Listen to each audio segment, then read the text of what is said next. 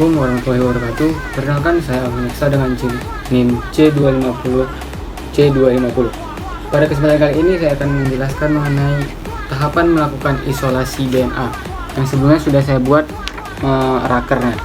Oke, yang pertama itu adalah kita tentu saja menyiapkan sampel yang akan kita teliti. Lalu kita ambil masukkan 0,03 gram sampel ke dalam 1,5 mililiter tube. Oke, di sini gambarnya. Lalu yang kedua, kita tambahkan 200 mikroliter GT buffer. Nah, kita masukkan nih. Dan yang ketiga adalah kita homogenerasi, yaitu dengan cara diaduk gitu ya, dicampurkan. Lalu selanjutnya yang keempat adalah kita tambahkan 20 mikroliter Protka. Nah, Protka ini adalah untuk merusak protein. Nah, kita tambahkan 20 mikroliter. Lalu yang kelima adalah kita shake selama 30 detik. Nah, cara shake-nya itu adalah dengan membentuk angka 8 seperti ini, digini-gini kan. Nah, ini tutupnya digini-gini. Nah, dan ini itu adalah yang keenam ada inkubasi atau dipanaskan. Nah, diinkubasi selama 30 sampai 60 menit dengan suhu 60 derajat. Nih. Oke. Dan yang ketujuh kita invert selama 5 menit. Nah, invert itu di shake lagi ya selama 5 menit, terus 5 detik, terus dilakukan diulang selama 30 kali. Lalu yang kedelapan adalah kita tambahkan 200 mikroliter GBT buffer. Nih, tambahkan.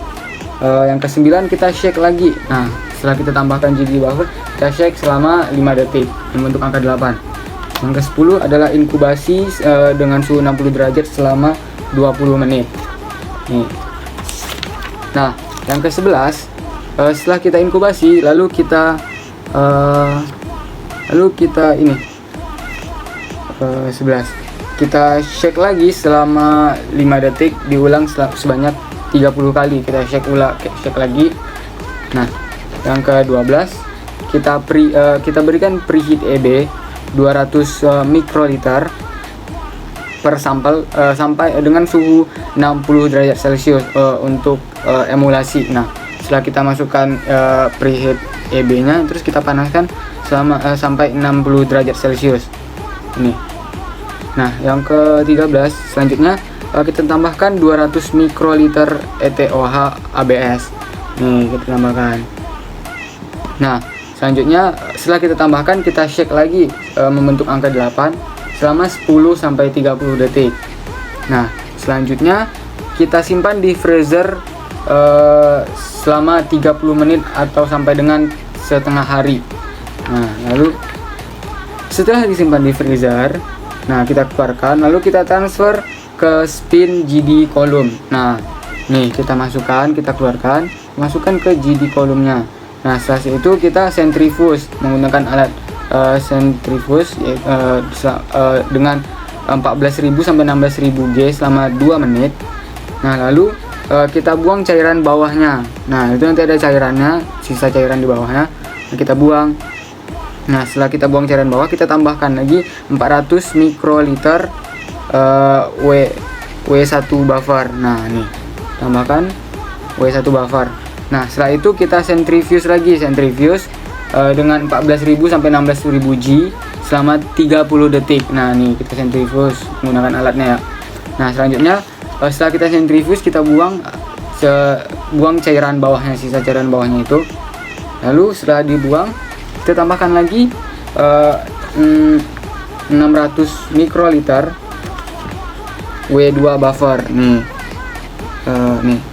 kita tambahkan 600.